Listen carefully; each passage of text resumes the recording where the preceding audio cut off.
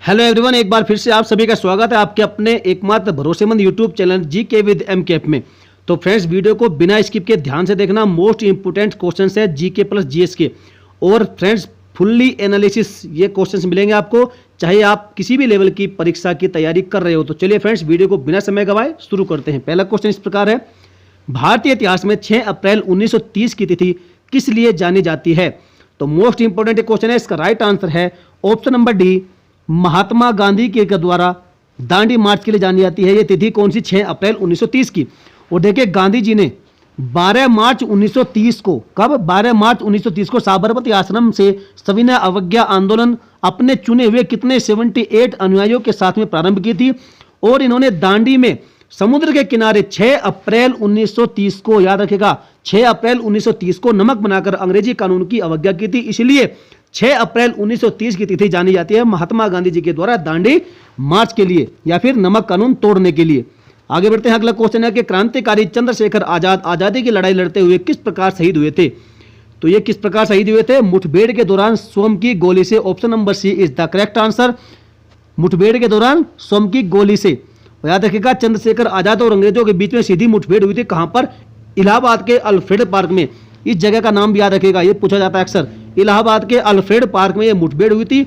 और इसी पार्क में स्वयं को चारों ओर से घिरा हुआ देखकर चंद्रशेखर आजाद जी ने स्वयं को गोली मारकर ये शहीद हो गए थे। इनकी पिस्टल में अंतिम गोली बची थी।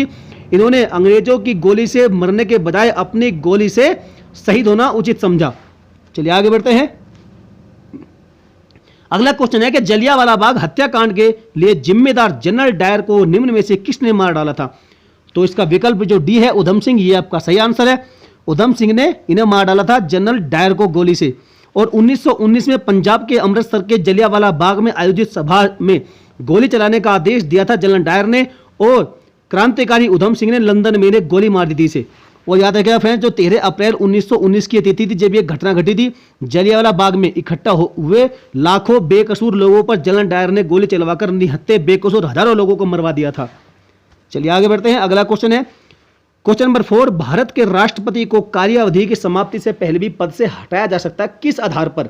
तो विकल्प जो सी है, महाभियोग के द्वारा, ये इसका सही आंसर है। महाभियोग के द्वारा भी इन्हें इनके कार्य अवधि से पहले इनके पद से हटाया जा सकता है, महाभियोग चलाकर। और देखिए फ्रेंड्स, याद रखिएगा, संविधान का आर्टिकल 56, ये जितने भी आर्टिकल है ये सब याद रखिएगा। आर्टिकल 56 के अनुसार राष्ट्रपति पद ग्रहण करने की तारीख से 5 वर्ष तक अपने पद पर ये बना रहेगा, ये उल्लेख किया गया आर्टिकल 56 में।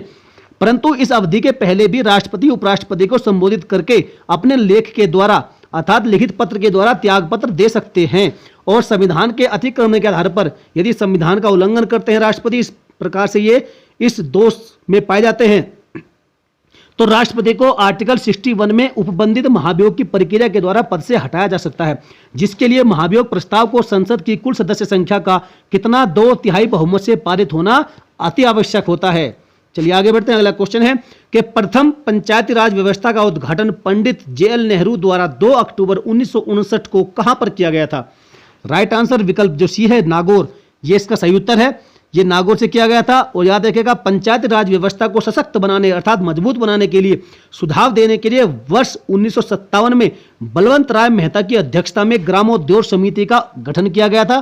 किसका? ग्रामोद्योग समिति का गठन किया गया था, जिसकी सिफारिश को 1 अप्रैल 1958 को लागू किया गया। वह इसी के परिप्रेक्ष्य में तत्कालीन प्रधानमंत्री श्री नेहरू जी के द्वारा राजस्थान के नागौर में, यह अक्सर पूछा जाता है, राजस्थान के नागौर जनपद में पंचायती राज व्यवस्था का उद्घाटन किया गया था।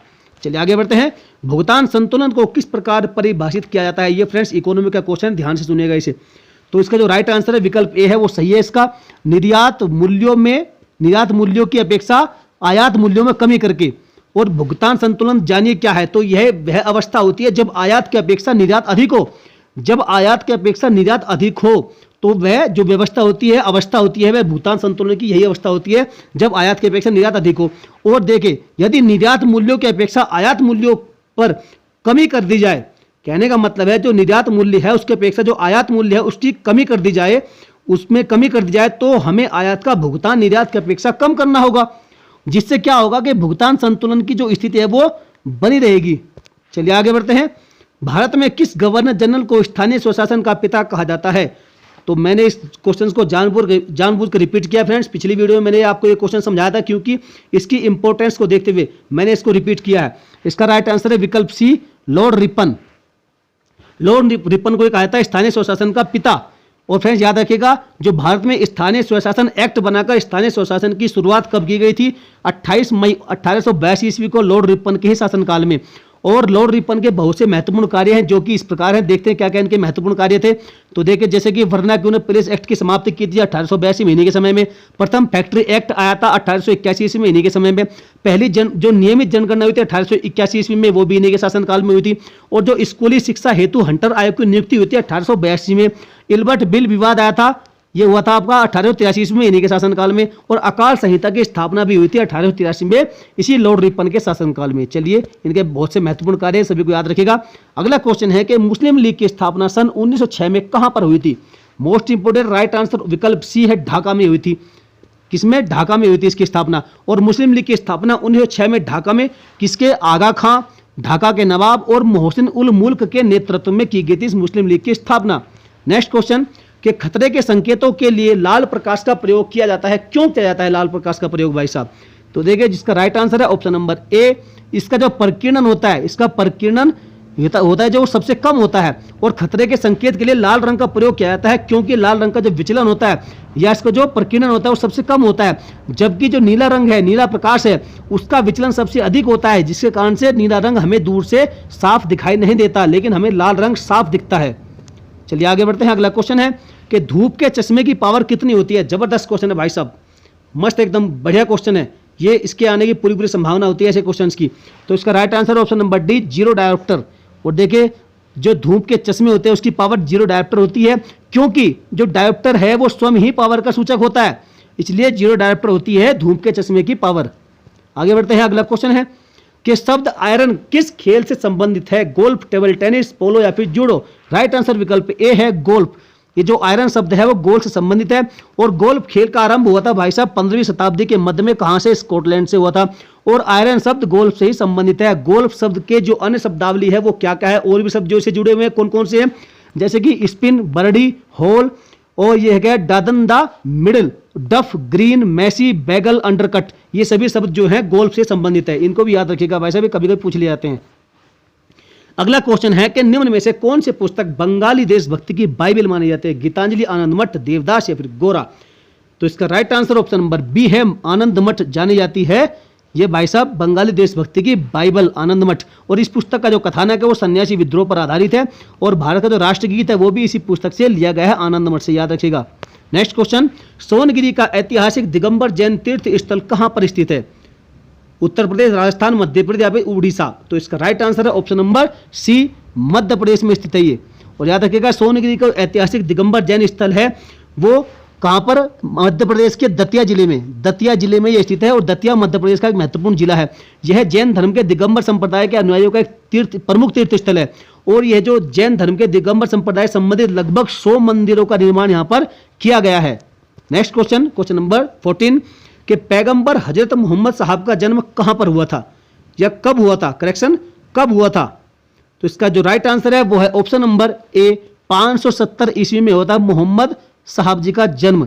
और याद रखिएगा, स्पेशल फैक्ट और बता दूं आपको जो भी इससे संबंधित बनेंगे, इस्लाम धर्म के जो प्रवर्तक हैं या फिर जिन्होंने इसकी स्थापना की थी तो वो पैगंबर मोहम्मद साहब थे। उनका जन्म हुआ था मक्का में 570 ईस्वी में, जिसे हम हिजरी संमत से 53 वर्ष पूर्व मानते हैं। और इनके पिता का नाम था अब्दुल्ला, जो अब्दुल मुतालिब के पुत्र थे। और ये कुरैशी कबीले के थे, कुरैशी कबीले से संबंधित थे ये। और इनका जो पालन पोषण किया था किसने किया था? इनके दादाजी ने किया था, जिनका नाम था अबू तालिब। और इनका विवाह हुआ था खदीजा नाम के एक विधवा महिला से। और मोहम्मद साहब को 40 वर्ष की आयु में मक्का के हीरा नामक गुफा में, इस नाम को याद रखिएगा, हीरा नामक गुफा में इन्हें ज्ञान प्राप्त हुआ था, अर्थात ईश्वर का सर्वप्रथम संदेश मिला था इन्हें। कहां पर? हीरा नाम की गुफा में। चलिए नेक्स्ट क्वेश्चन, पंजाब में अमृतसर नगर को किसने स्थापित किया था? मोस्ट इंपोर्टेंट राइट आंसर इसका ऑप्शन नंबर डी है, गुरु रामदास जी ने स्थापित किया था अमृतसर को। और याद रखिएगा, गुरु रामदास जी जिनका जो जीवन काल है वो 1574 से 81 तक था। इनसे अकबर बहुत प्रभावित था। और 1577 ईस्वी में अकबर ने 500 बीघा जमीन दी थी गुरु रामदास जी को दान में। और इसी स्थान पर प्राकृतिक तालाब भी है। और पहले भी था, आज भी है। और कालांतर में यहीं पर अमृतसर नगर बसा और स्वर्ण मंदिर का निर्माण कराया गया यहाँ पर। चलिए नेक्स्ट क्वेश्चन है कि स्वर्ण मंदिर जिसे हम हरमंदिर साहिब भी कहते हैं, उसकी नींव किस गुरु ने डलवाई थी? ये भी आपका मोस्ट इंपोर्टेंट फैक्ट है भाई साहब। तो इसका right answer option number B है, गुरु अर्जन देव जी ने डलवाई थी इसकी नींव। किसकी? स्वर्ण मंदिर की या फिर हरमंदिर साहिब की। और गुरु अर्जन देव जी जो कि सिखों के 5वें गुरु माने जाते हैं, उन्होंने सूफी मियां मीर, ये याद रखिएगा, सूफी मियां मीर के द्वारा अमृतसर में हरमंदिर साहिब की नींव डलवाई थी। और कालांतर में महाराजा रणजीत सिंह के द्वारा, किसके? महाराजा रणजीत सिंह के द्वारा हरमंदिर साहिब में स्वर्ण जड़वाने के बाद अंग्रेजों द्वारा पहली बार इसे स्वर्ण मंदिर का नाम दिया गया था। तो फ्रेंड्स आज की वीडियो कैसी लगी आप हमें जरूर बताइएगा कमेंट करके। यदि आपको वीडियो अच्छी लगी, क्वेश्चन सारे दमदार और पावरफुल लगे हो, तो फ्रेंड्स वीडियो को अभी के अभी लाइक ठोकेगा। और यदि कोई सुझाव है तो हमें कमेंट करके जरूर बताया करें। और साथियों अपने जितने भी ग्रुप्स हैं, जितने भी पढ़ने लिखने वाले आपके साथी हैं, उन सभी के साथ इसकी वीडियो को शेयर कर दिएगा, धुआं कर दीजिएगा। और जिसने अभी तक चैनल को हमारे सब्सक्राइब नहीं है तो क्या सब्सक्राइब करके बेल आइकन को जरूर प्रेस कर लेगा, ताकि आने वाले समय में आपको इसी तरह से मोस्ट इंपोर्टेंट वीडियोस प्रोवाइड हो सके। तो चलें फ्रेंड्स, मिलेंगे फिर किसी नेक्स्ट और दमदार धुआंधार वीडियो में। जय हिंद, वंदे मातरम।